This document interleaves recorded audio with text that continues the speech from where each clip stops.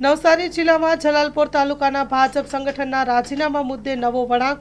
જલાલપોર તાલુકાના ભાજપના હોદ્દેદારોના રાજીનામા ભાજપે સ્વીકાર્યા. 58 હોદ્દેદારોએ રાજીનામા આપ્યા હતા.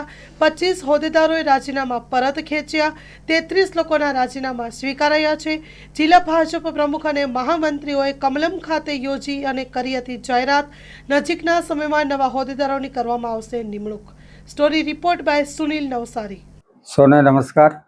તમને બધાને ખબર જ છે કે છેલ્લા જ્યારથી ભારતીય જનતા પાર્ટી નવસારી જિલ્લાની સંગઠનની જાહેરાત થઈ તેને લઈને જલાલપુર વિધાનસભાની અંદર થોડોક અસંતોષ ઊભો થયો હતો.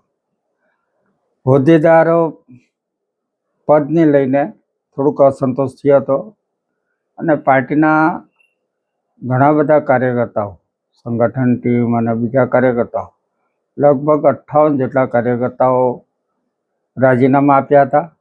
અને એમાં જે રાજીનામાનો જે પત્ર આપ્યો હતો એમાં ચોખ્ખો સ્પષ્ટ એમનો ઉલ્લેખ કરેલો છે કે અમે અમારા પદ પરથી રાજીનામા આપીએ છીએ, પણ અમે ભારતીય જનતા પાર્ટીના કાર્યકર તરીકે અમારી કામગીરી હર હંમેશ ચાલુ હતી ને અમે હર હંમેશ ચાલુ રાખવાના છે. એટલે પાર્ટીની સામે વાંધો નથી, પણ કોઈને કોઈ કારણસર એમણે પોતાના પદ પરથી રાજીનામા આપેલા હતા. ઘણી બધી ચર્ચા વિચારણાના અંતે પાર્ટીએ વિચાર કર્યો ને છેલ્લે પ્રદેશની અંદર પણ આ વસ્તુની ચર્ચાઓ થઈ. પ્રદેશ સાથે સંકલન કરીને પ્રદેશની સૂચનાથી આ રાજીનામાનો આજે અમે સ્વીકાર કરીએ છીએ. 58 જેટલા જે રાજીનામા આપેલા હતા એમાં લગભગ 20 થી 25 જેટલા રાજીનામાઓ પાર્ટીના એમના પોતાના કાર્યકર્તાઓ જાતે જ આવીને અમારી પાસે પરત લઈ ગયા હતા. બાકી રહેતા લગભગ 32 થી 35 જેટલા કાર્યકર્તાઓના રાજીનામા એ અમારી પાસે અત્યારે છે. એ 32 થી 35 જેટલા જે રાજીનામા છે એને અમે સ્વીકાર કરીએ છીએ. પ્રદેશ સાથે સંકલન કરીને આ અમે કામગીરી કરી છે. એ આપના માધ્યમથી જે અત્યાર સુધી પાર્ટીની અંદર ગેરસમજો ફેલાવતા હતા કોઈને કોઈ કારણસર, એના માટે આપના માધ્યમથી લોકોને જાણ કરીએ છીએ કે આ રાજીનામાનો અમે આજે સ્વીકાર કરી લીધો છે અને નવી જે કંઈ ટીમો બનશે એ પ્રદેશની સીધી સૂચના અને સીધા સંકલન મારફતે જ નવા આગળની કામગીરી ચાલશે પાર્ટીની. તો આપને માધ્યમથી લોકોને જરૂરથી પ્રકાશિત કરજો. આપ સૌ સાથ સહકાર આપ્યો એના માટે પણ તમારો બધાનો આભાર. અને પાર્ટીના જે તમામ જે રાજીનામા આપ્યા છે કાર્યકર્તાઓનો સ્વીકાર કર્યા છે એ કાર્યકર્તાઓ પણ ભારતીય જનતા પાર્ટીના જ કાર્યકર્તાઓ છે અને એમણે બાંહેધરી પણ આપી છે. કોઈને કોઈ મારફતે પણ અમને કહેવડાવવામાં આવ્યું છે કે અમે ભારતીય જનતા પાર્ટીના કાર્યકર તરીકે ચાલુ જ છે, પણ અમને પદમાંથી અમારે અત્યારે અમે સંભાળી શકતા નથી, એને લીધે અમારો રાજીનામા સ્વીકાર કરજો. તો અમે એ રાજીનામાનો આજે સ્વીકાર કર્યો છે. આભાર. પરત રાજીનામા લઈ ગયા તેમાં મહત્વના હોદ્દા કયા? ઘણા બધા હોદ્દા સંગઠનના બી છે. આમાં સંગઠનની મોટા ભાગની ટીમો જ અહીંયા રાજીનામા આપ્યા હતા.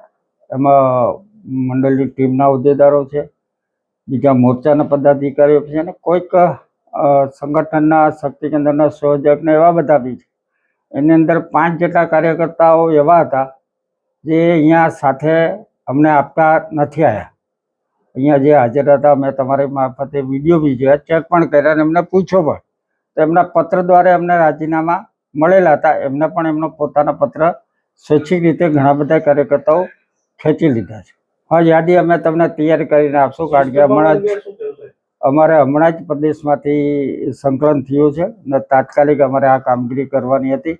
એટલે પહેલાં પ્રદેશ મારફતે અમે પાર્ટીની જે અમારે સૂચના છે એ મુજબ આપને જાણ કરી દીધી છે ને તમે પણ લોકોને જાણ કરશો. શિસ્તભંગ તો કંઈ છે જ નથી ને. એમને પાર્ટીના પદ પરથી રાજીનામા આપ્યો, પાર્ટીના કાર્યકર્તા તરીકે કોઈ રાજીનામા આપ્યો નથી. ભારતીય જનતા પાર્ટીના કાર્યકર્તાઓ એ શિસ્તના વરેલા જ છે, એટલે એમને હોદ્દાથી પોતાની જવાબદારીમાંથી મુક્ત કરવા માટે કીધું છે, નહીં કે કોઈ પાર્ટી વિરુદ્ધ કોઈ કામગીરી કરી. એમને લખીને જ આપેલો છે. એ પ્રદેશ સાથે સંકલન કરીને પ્રદેશની સૂચના અનુસાર જ હવે પછીની નવી બોડી કે નવી જે કંઈ પણ કામગીરી હશે એ પ્રદેશની સીધી સૂચનાથી જ થશે.